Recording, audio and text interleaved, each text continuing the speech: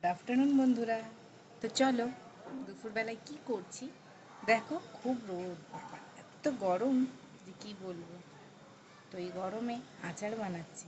চলো দেখে নাও কি সুন্দর টেস্টি টেস্টি। আর আমার হাতে দেখো মশলা লেগে রয়েছে।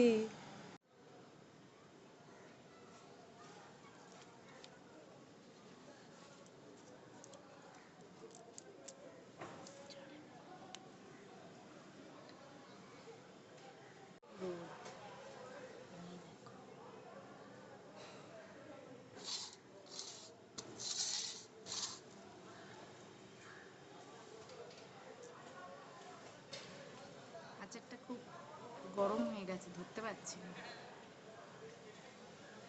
যা রোদ, বাবারে বাবা,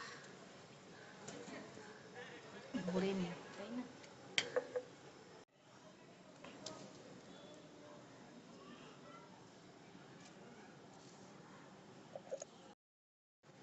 হুম, হেল্প লাগবে কোনো?